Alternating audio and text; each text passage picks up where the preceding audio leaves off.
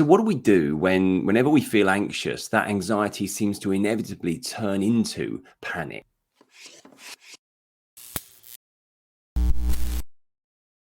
Hi, I'm Tim Box. I'm a remedial hypnotist. I'm a mind coach. And every day I work with clients one-to-one to help them overcome all sorts of emotional and psychological issues. And in particular, help people get control of anxiety. So as you can imagine, I get asked a lot of questions about anxiety. In this video, I want to be answering this one. Okay, I can't seem to get anxiety without panicking about it. I always believe the panicky thoughts it's telling me. So what can I do? Okay, the thing that really interests me about this question is the way that it's worded. The person asking the question says, I can't seem to get anxiety without panicking about it. They didn't say, I can't seem to feel anxious or get anxious without panicking about it. They said, get anxiety, referring to anxiety like it's this separate entity or thing. And in particular, I think referring to it like it's some sort of illness or condition.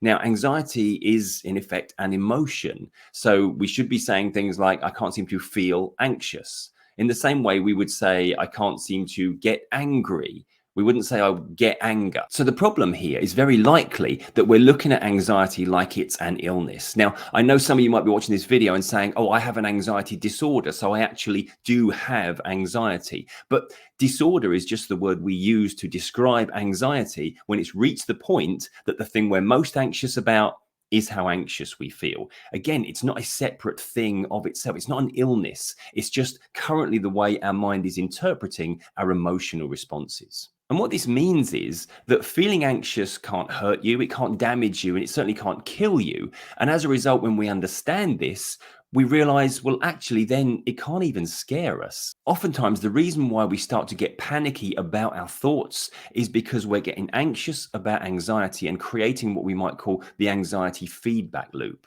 where it just escalates and escalates as we recognize anxiety, get anxious about that, get increasingly anxious about how increasingly anxious we're feeling. And then before we know it, this has spiraled all the way up to panic. And of course, when we're in a panicky state, everything that we're focusing on, we're looking at it through the lens of panic. So everything seems a little bit more threatening than it otherwise would.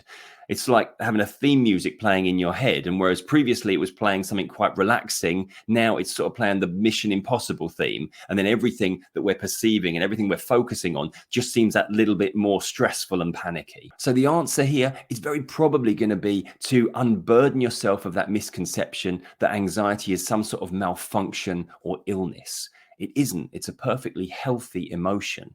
And it's an emotion we're probably going to feel every day of our lives because there's always going to be something that we regard as important enough to put our focus and our attention on right now.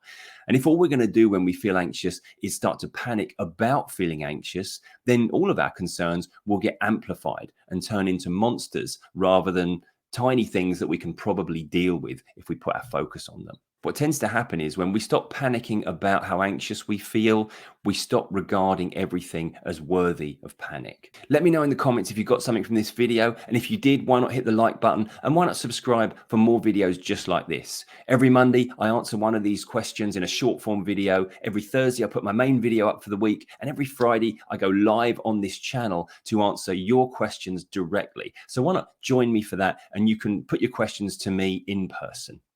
But for now, as I always say, always remember, be kind to your mind, and I'll see you next time.